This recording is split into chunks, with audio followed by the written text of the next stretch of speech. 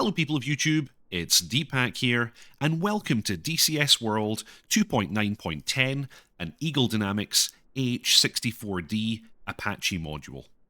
Welcome to Tutorial 1, Startup. Today we're going to go over the basic startup of the Apache, although of course in this aircraft nothing is particularly basic. This is far more complex than most of the other modules that I have covered in my startup series. So, we're going to cover it today from the pilot seat. There are some elements that could and probably should be carried out from the CPG seat as well. We'll cover those in a future video. For now, we'll just do the flow that the pilot would have.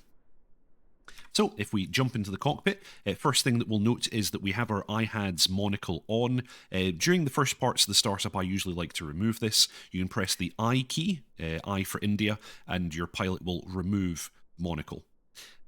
We're now going to look down and we'll notice our pilot body is here, a very, very nice pilot body for that matter, complete with patches, which is really cool to see. I'm going to press right shift and P and hide the pilot body for now, because that will make the startup a little bit easier. Some things are kind of hidden by the pilot's body. So we're going to start at the very back of the left console, and we're going to set up our lights before we power the aircraft. Anti-collision light will remain off until engine start. Formation lights will keep off because it's daytime. And for daytime, the nav lights will go into the bright position. I'm also going to put signal lights into bright, primary lights to bright, and standby instrument lights to bright. And that's the standard settings that I would tend to use for daytime. We're then going to check certain switch positions before we energize the aircraft.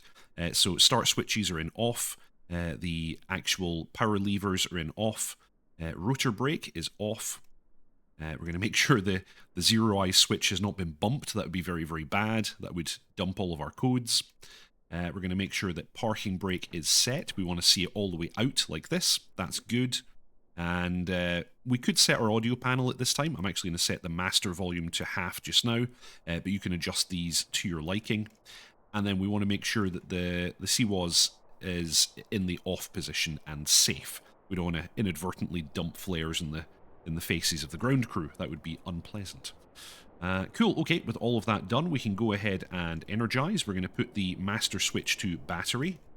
And with that done, we're going to see that the EUFD, which is the electronic upfront display here, powers up. And that's pretty much the only thing that we get at this stage. The other systems of the aircraft require, at the very least, APU power.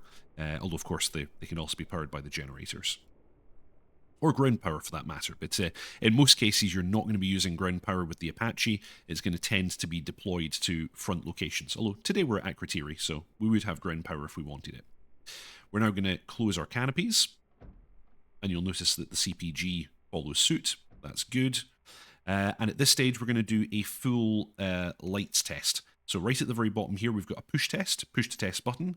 Going to push that in, and we're going to check that our jettison lights are showing up, APU light, the emergency lights, tail wheel unlock, armament lights, fire lights, and we have master warning and master caution showing up.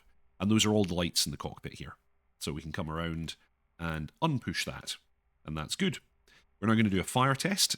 Pilot does loop 1, CPG would do loop 2, so we're going to go ahead and push loop 1. We want to hear warnings for engine 1, engine 2, APU, and rear and aft deck. We got all of those. We can release. The lights go out, the master warning goes out, and there's nothing remaining on the EUFD. So that's looking good. That's a good test. Oh, actually, another thing to note, EUFD, across the top, we've got our warnings, cautions, advisories. We've then got the radios in the main part here. We can actually move the radio cursor using that. We can also move the data link cursor using that.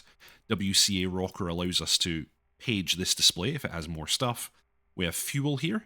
We have our transponder settings, and we have Zulu time down at the bottom here. We can also start a timer, just so you're aware. Long press will reset it. We can also bring up the programs, but we'll go over that in a moment. And you can also flip-flop using this button as well. Okay, next thing for us to do is to start the APU so that we can power the systems. The APU in this aircraft provides pneumatic or air in order to start up the engines. It also provides electrical power, and it also actually pressurizes both hydraulic systems. So you actually can do basically everything you need to do just off of the APU. That's why in this aircraft we actually delay engine start until quite late. So you'll see that, yeah, this will do most of what we need it to do. So open the cover, push the push button, look at the EUFD, and we'll get APU start, APU power on. We'll hear the APU spinning up, and we'll wait for that to come up.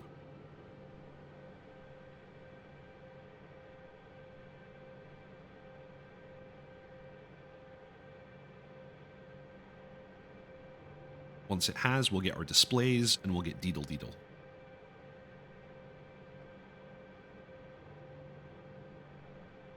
And there we go. That's looking good.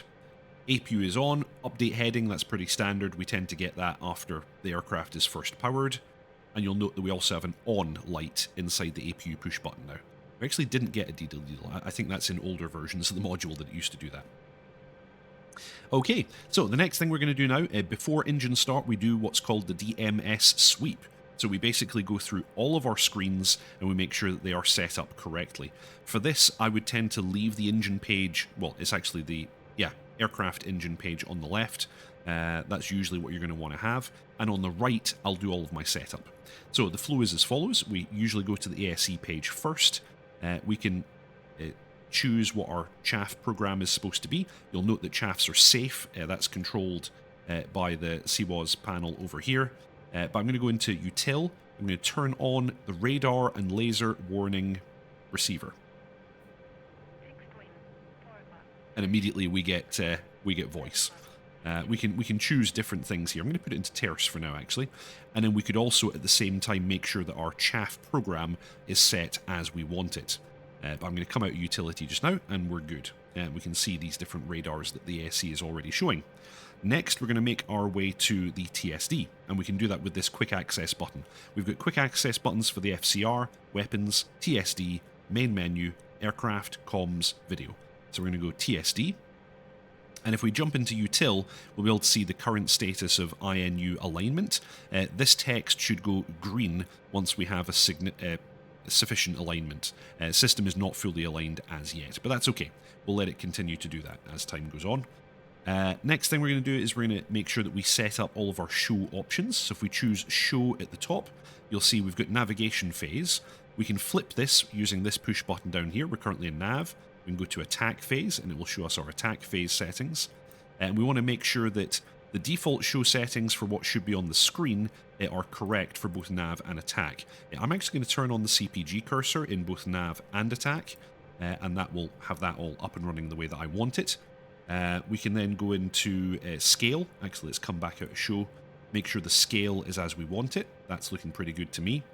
We're then going to choose the route down at the bottom right here.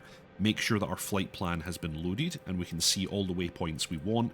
I've got a route with waypoints 1, 2, 3, and 4, and then that takes us to the end. We would have the option to add and delete waypoints here. These will be loaded from the mission editor. In the future, of course, we'll probably have the DTC. We can come out of route now, and next I'm going to go into map. And in map, I want to make sure that the mode that I want is set up. So, you've got your type. Default is chart, but you can also have the digital elevation, satellite, or stick modes. I'm going to leave it in chart. You can choose your scale, and you might want to set this to choose what kind of scale of chart to display. You can set color bandings for elevations and so on. I'm going to leave that off just now. You can also choose whether you want centered or decentered display, and orientation can be adjusted here as well. But those all look pretty good to me. I'm going to come back out of map. I'm now going to go to Instruments, and in the Instruments page, we're going to go to Util, and we have the option to turn the ADF on or off if we're going to use it in this mission. If I turn it on, you'll hear that we get static because we don't have it tuned. We should get a Morse code as well, actually, if we're within range of this station, but we're currently not. Today we're not going to use the ADF, so I'm going to power it off, and then come back out of Util. Next, we're going to make our way to the weapon page, and on the weapon page, we're going to set up our IHADs. So if we turn on grayscale, and then press the I key to bring up our IHADs again, you'll see we now have a grayscale showing up on here. We adjust the video display, the video settings using these rotaries. The inner one is for brightness and the outer one is for contrast. We want to adjust this until the video is the way we want it. Now this is the video that we'll get from the various camera systems that the aircraft has, so we want to make sure that this is set up nicely for our kind of time of day. Once we're happy with that, we turn off the grayscale and we'll get normal symbology at this stage. And we then want to adjust our symbology brightness to our liking for the kind of time of day and lighting conditions. That looks pretty good to me. I'm happy with that. I'm now going to put the monocle away again, pressing the I key. Now we're actually going to do the bore sighting, so if we turn on bore sight and choose the IHADs, you'll notice that the bore sighting symbology appears up here, and the cursor automatically goes to bore sight now. So you're going to want to make sure that however you have your controls set up, you have the ability to do a cursor depress. If I go into here, you'll see that I've got cursor enter or depress set to the enter key on my keyboard right now. I've not actually got my HOTAS plugged in for the purposes of this. So I press I key to bring up my IHADs again, make sure that it's nicely centered. This is especially important if you're using some form of head tracking. And then we're going to press cursor enter. And bore sight is now complete. So I can put away my IHADs, and I can come out of the bore sighting mode, and normal symbology comes back. Now, either the pilot or the CPG could then set up the weapons. I'm going to do it as the pilot just now. So we'd go through each of the pages for gun, missile, and rockets, and set them up as we want them. In the case of gun, we want to make sure that we have our burst limit set the way we want it for today's mission, and the mode is correct. In missiles, we'd make sure that we set up all of our codes the way we want them. If we hit the code page, we can see the preset codes that we have here. If we need to enter any other codes for units we might be working with, we can actually do that. So if we go into the freak page, we can choose, for example, Bravo, and we can enter the B freak. Let's say that we wanted to do 1655, enter.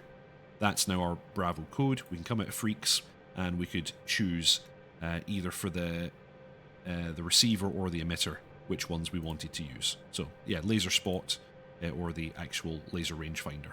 We'll come out of that now, and then if we go to rockets, we want to confirm that we have the correct inventory type selected, and the quantity is set the way we want it as well. And with that done, that's everything in the weapons page. Next, we're going to go to FCR, and you'll note that by default we've got FCR not powered. If we go into utilities, we've got the mast control here. It's currently pinned. We can press that and it will unpin, and the FCR will go through a built-in test. That'll take a little bit of time, but once that's done, the FCR will be ready for use. You could also power the RFI, the radio frequency interferometer here. That's currently not implemented at the time of this video, although we are expecting it a bit later on. So while that's doing its thing, we can jump to the next thing. We're going to go to the aircraft page. By default, that takes you to engine, but we're going to go to flight, and we're going to go to set. We're going to set our different bugs and things that we want to use here. I'm going to set my low altitude warning, my high altitude warning. I'm going to flip the units to millibars because that's what we're using here. And yeah, for low, I'm going to go 50 feet, enter. For high, I'm going to do 500, enter. We'll now get our low and high warnings, and you'd want to confirm that you have the correct pressure. That is actually the correct pressure for today, so 1013.2, that's looking good. And we're going to get a kind of field elevation here. It says the field elevation is 70 feet. You can adjust that using this push button if it doesn't match the airfield that you're currently at. And also confirm that your radar altimeter is on. You generally don't want that to be off for normal flight. Going to quickly jump back to the FCR and util, and yep, at this point we can see that everything is set up. You'd want to make sure that you have the priority schemes set up the way that you want them. But yeah, apart from that, we are good to go. And yeah, RFI not implemented at this time. Next, we're going to go to the comm page and make sure that all of our radios are set. Now, you would use this in combination with the EUFD up at the top here. So yeah, we've got our presets down the left and right hand sides. If we wanted to change a preset, we could select it, and then we would be able to do preset edit and make changes to that. We also from this page have the option to manually tune. So if I hit man just now, I can edit the flip-flops for VHF, UHF, FM1 and FM2. So for example, I'll just demonstrate this quickly. If I wanted to change, let's say I wanted to change my UHF frequency, I can select UHF, and let's say we want to be on 265. Enter. You'll see that's now in here. It also immediately jumps to here, and the previous frequency is in the flip-flop. If I move the radio selector down to here and hit the flip-flop, it will immediately return, and it confirms to me that this is the manual tuned frequency. So that's how you're doing that. If we go back out of manual tuning, we want to choose UHF at the top, and for most missions you're going to want the guard receiver turned on. If I turn that on, you'll see that we get a little G here alongside UHF. We're now receiving guard on UHF. Okay, now the CMOS, we're going to put that to the on position.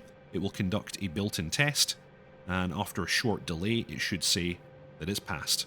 And now the CWAS is ready to use. We're going to leave it in safe for just now. We get confirmation that we've got 60 flares and 30 chaff. Okay, before engine start, we're going to uncage our standby attitude indicator. We're going to confirm that the rotor brake is indeed off. We're going to confirm that the power levers are in off. And we're now going to turn on anti-collision, which is all the way back here on the left-hand side of the console. White for daytime, red for nighttime. We're going to go white. If I go to the external view, we can confirm flashing white lights for anti-collision. Excellent. Okay, and what I like to do during starts is I like to go to aircraft and then warning, cautions, advisory. This gives you a history of everything that's happened to the aircraft so far. I can hit reset to confirm all of these, and then new warnings, cautions and advisories will appear in reverse video, or inverse video, and that makes it easy to see what has most recently happened. So yeah, I like WCA on the right and the engine page on the left. Then we can follow what we're doing with the startup. Engine start in this aircraft is really simple. We're going to flip the start switch for the relevant engine, wait for 20% NG, and then move the power lever to idle. We're going to do engine 1 first and then engine 2. So, engine 1 start switch forwards and then released. You'll see straight away we have starter on for engine 1, NG is increasing.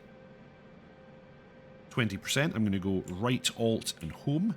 That moves that lever into the idle position. NG continues to increase. We have light off, we've got heat there. We've got rotors turning. Note that you've got your NR, or your rotor, showing up in the middle here. And yeah, the exhaust temperatures are showing up here. Torque is here. And as I said, NG and NP are showing up here. It should stabilize around 66%. We'll give it a little bit more time. You get a little spike as the FADEC takes over. And that's it, stabilised down at 66. Starter valve is closed for engine 1, that's a good start. You would also note, if we could actually see it from this angle, that the starter switch had clicked back into off. We're now going to move engine 2 to start and release. Coming up. 20%. We're going to go right shift and home. That gets us the power lever into the idle position. Going to continue to rise. And again, it should stabilize around about 66. And yeah, we've had engine 1 start, engine 2 start showing up on the EUCD. EUFD, sorry. Going to hit reset so that we confirm those in effect. A little spike. And then it comes back down under control. Okay, before we proceed, we need to make sure that both engine oil pressures are below 70 psi. The left is okay, the right is still coming down, so we're going to give it a little bit of time to kind of circulate that oil. Note that the APU is still on, even after we've started both engines. We should not disengage the APU until we have both engines in flight, so until we have both of these levers forward. Oh, we just got something on the radar warning receiver. Let's go back. Aircraft WCA. Okay, PSI is now below 70 on both engines. We're going to bring them up a little bit. We don't want to jump them all the way to flight straight away, just let them come up slowly. A bit more, and a bit more. And once we're fully up, we should have rotor at 101%. Oops, I almost put that into lockout. There we go. Yeah, both are at flight. And after a little bit of a delay, rotor should come back down to 101, and that's a good start. Everything is working normally. Okay, at this point we can shut down the APU by pushing the push button and closing the cover. And we confirm that we no longer have APU on, and we had the message APU stop. We'll reset that one as well. And everything is looking pretty good. So I'm going to leave engine page on the left. Now on the right I'm going to bring up my TSD. This is a pretty standard display that we would have. I'm going to turn video down a bit, just so the chart is not so bright. And I'm going to bring back up my IHADS monocle, so that I've got my instrumentation for flight. And that is the entire startup procedure. We would now be ready for a taxi and a takeoff. I hope you all enjoyed that. If you haven't already, please subscribe, like and comment, and fly safe. I'll see you all next time.